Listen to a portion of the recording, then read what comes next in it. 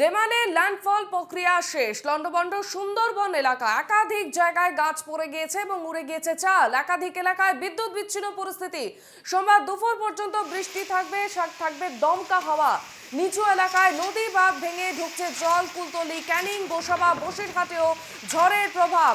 1,10,000 মানুষকে নিরাপদ স্থানে সরানো হয়েছে দক্ষিণ 24 পরগনায়। গোসাবা থেকে রয়েছেন সরাসরি আমাদের প্রতিনিধি সুস্মিত মজুমদার। সুস্মিত, আমরা গতকাল রাতে দেখলাম রীতিমতো রন্ডমন্ড পরিস্থিতি, কি ছবি এখন সকালে? দেখো, রাত গভীর, যত গভীর হয়েছে প্রকৃতি কিন্তু কিছুটা হলেও শান্ত হয়েছে। এই মুহূর্তে গোসাবার যে চিত্র, নদীবাঁধ এলাকা, সেই এলাকায় কিন্তু ঝোড়ো হাওয়ার দাপট কিন্তু তেমন নেই। যদিও বৃষ্টি কিন্তু অঝরে পড়েই যাচ্ছে, বিক্ষিপ্তভাবে বৃষ্টি হচ্ছে। কখনো কিন্তু বৃষ্টির এর মাত্রা প্রচুর, মানে দৃশ্যমানতা কমে যাচ্ছে, এত বৃষ্টি হচ্ছে। এবং ঝোড়ো হাওয়া কিন্তু অনেকটাই কমেছে।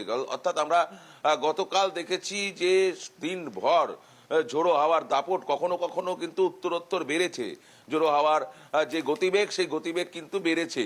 এবং রাত গড়ানোর সঙ্গে সঙ্গে বলা যেতে পারে রাত্রির 11টা থেকে 12টার পর থেকে কিন্তু এই গতিবেগ কমতে ছিল। তারপরে কিন্তু এখন এই মুহূর্তে যেটা দেখা যাচ্ছে যে অনেকটাই কম বলা যেতে পারে। তবে এখনো পর্যন্ত কিন্তু এই যে সম্পূর্ণ কন্ট্রোল এমনটা কিন্তু বলা যায় না। তার কারণ আলিপুর হাওয়া অফিস বলেছে যে আফটার শক আরো বেশ কিছুক্ষণ চলবে। অর্থাৎ এই যে রেমেলের যে প্রক্রিয়া, সেই প্রক্রিয়া কিন্তু এখনো যে পার্শ্ববর্তী অঞ্চলগুলো, অর্থাৎ দক্ষিণ 24 পরগনার যে পার্শ্ববর্তী অঞ্চলগুলো, সেখানে বৃষ্টির সঙ্গে ঝোড়ো হাওয়া যেমন চলবে, যে নদীমাতৃক যে এলাকাগুলো রয়েছে, অর্থাৎ নদীর বাঁধ বরাবর যে এলাকাগুলো রয়েছে, সেই জেলাগুলো কিন্তু ক্ষতিগ্রস্ত হতে পারে। সেই জন্য তাদের কিন্তু আগে থেকেই ব্যবস্থা নেওয়া হয়েছে, তাদের আগে থেকেই সরিয়ে নেওয়া হয়েছে। বিভিন্ন অস্থায়ী ত্রাণ শিবির করা হয়েছে। তোমাকে বলে রাখি, সেই অস্থায়ী ত্রাণ শিবিরে বিভিন্ন লোকদের সেখানে শিফট করে দেওয়া হয়েছে, যাতে কোনো রকম দুর্ঘটনা না ঘটে।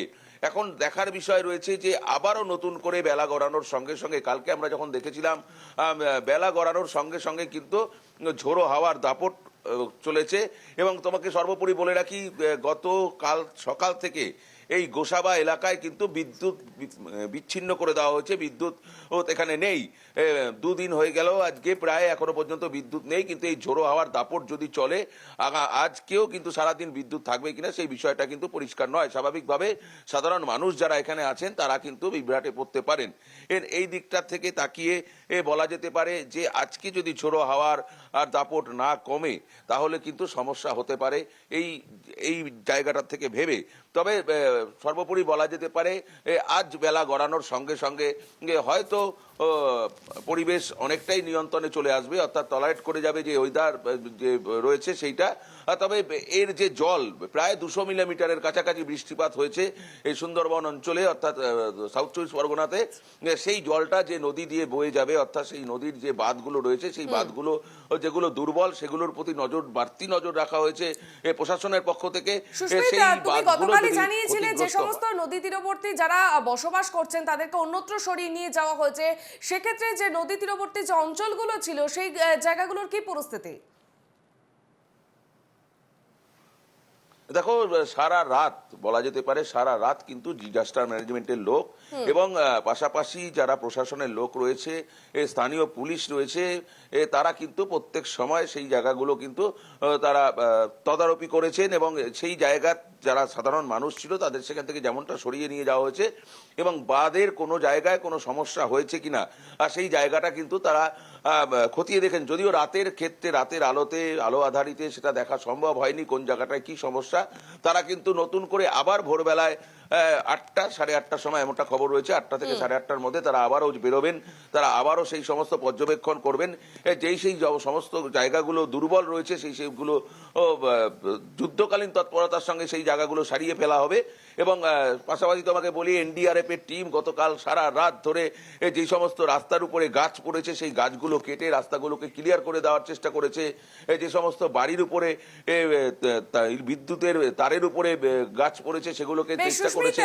সেই কাজ কিন্তু জানা যাচ্ছে, আমরা গতকাল রাতেই দেখেছিলাম যে প্রচুর গাছ সেখানে উপরে পড়েছে এবং লাল সতর্কতা তো জারি ছিল এবং কমলা সতর্কতাও জারি করা হয়েছে। এবং আজকে যেটা খবর রয়েছে যে সোমবার গোটা দিনভর বৃষ্টিপাত চলবে সেখানে। একদমই একদমই আজকে শুধু নয়, আজকে আগামী কালও কিন্তু সকাল পর্যন্ত বৃষ্টিপাত হবে এমনটাই কিন্তু আলিপুর হাওয়া অফিস জানিয়েছিল। যেহেতু আজকে সোমবার সকাল থেকেই কিন্তু সেই বৃষ্টি একদম আলিপুর হাওয়া অফিসের কথা যেমনটা বলেছিল ঠিক তেমনটা ভাবেই কিন্তু বৃষ্টি শুরু হয়েছে। তবে বৃষ্টিপাত কিন্তু বিক্ষিপ্ত ভাবে হচ্ছে। তোমাকে বলে রাখি যে বৃষ্টিপাত গতকাল আমরা যে বৃষ্টিপাত দেখেছি, এই একটানা বৃষ্টিপাত হয়ে গিয়েছে, কখনো বিরাম নেই। কিন্তু আজকে সেটা সকাল থেকে দেখা গিয়েছে সকালের দিকে বেশ কিছুটা বৃষ্টি হলেও সকাল একটু বেলা গড়ানোর সঙ্গে সঙ্গে অর্থাৎ 7টা বাজার সঙ্গে সঙ্গে কিন্তু বৃষ্টিপাতের পরিমাণটা কিছুটা কমেছে। এখন দেখার বিষয় রয়েছে যে আরো বেলা গড়ানোর সঙ্গে সঙ্গে ঝোড়ো হাওয়া এবং বৃষ্টি দুটোই একই সঙ্গে চলে কিনা। যদি ঝোড়ো হাওয়া এবং বৃষ্টি একই সঙ্গে চলে, গতকাল যেই সমস্ত জায়গাগুলো দুর্বল হয়েছিল ও অল্প ক্ষতিগ্রস্ত হয়েছিল সেগুলো কিন্তু আরো ক্ষতিগ্রস্ত হতে পারে, আরো কিন্তু ধ্বংসলীলা দেখতে হতে পারে এমনটাই কিন্তু মনে করা হচ্ছে। যদিও ডিজাস্টার ম্যানেজমেন্টের লোক এবং এনডিআরএফ এর যারা রয়েছেন এবং প্রশাসনের যারা রয়েছেন তারা কিন্তু তৎপর রয়েছেন। গতকাল সারা রাত তারা বিভিন্ন জায়গায় গাছ যেগুলো পড়েছে সেগুলো কেটে সরিয়ে দিয়েছে, সে সমস্ত চালা উড়ে গিয়েছে সেগুলোকে ব্যবস্থা করা হয়েছে। যদিও এই মুহূর্তে সেগুলো মেরামতির কোনো সম্ভাবনা নেই, সেগুলো এই বৃষ্টি ঝড় নেমে যাওয়ার পর সেগুলোকে সিদ্ধান্ত করা হবে। তবে এই মুহূর্তে এখনো পর্যন্ত কোনো ক্ষয়ক্ষতির খবর নেই বা কোনো হতাহতের কিন্তু খবর এখনো পর্যন্ত পাওয়া যায়নি। বেশ, সুস্মিত তুমি আমাদের সঙ্গে থাকো। আমরা চলে যাব, আমাদের অপর প্রতিনিধি রয়েছে পাখিরালয় থেকে, রয়েছেন আমাদের অপর প্রতিনিধি আলমগীর মোল্লা। আলমগীর, তুমি কালকে একাধিক ছবি দেখিয়েছো আমাদের, সেখানে রীতিমতো এই যে ঝড়ের তাণ্ডব এবং জলোচ্ছ্বাস, আজকে কি খবর? সকালবেলা আজকে কি ছবি দেখতে পাচ্ছ? একদমই তনুশ্রী, তোমাকে জানিয়ে রেখে তুমি দেখতে পাচ্ছ আমার পিছনে যে পুলিশ সহায়তা কেন্দ্র রয়েছে, একেবারে পাখিরালা পুলিশ সহায়তা কেন্দ্র, সেই পুলিশ সহায়তা কেন্দ্রের যে ঘরের ছাউনি, সেই ছাউনি কিন্তু উড়ে একেবারে রাস্তায় এসে পড়েছে। তুমি দেখতে পাচ্ছ এই যে ঘরের ছাউনি চাল, সেই চাল কিন্তু ঝড়ের এতটাই দাপট ছিল গতকাল রাতের, সেই রাতের যে ঝড়ের দাপটে সেই পুলিশি সহায়তা কেন্দ্রের ঘরের চাল কিন্তু উড়ে একেবারে যে পাখিরালা যে রাস্তা, সেই রাস্তার উপরে কিন্তু সেই ঘরের ছাউনি পড়ে রয়েছে। এবং তুমি দেখতে পাচ্ছ ঝড়ের এখনো যে প্রবল যে প্রভাব, সেই প্রভাবটা কিন্তু এখনো পর্যন্ত রয়েছে। তুমি দেখতে পাচ্ছ জল কিছুটা হলেও কিন্তু নিচেই নেমে গেছে, তারপরেও কিন্তু ঝড়, সেই ঝড়ের দাপট রয়েছে, জলোচ্ছ্বাসও রয়েছে।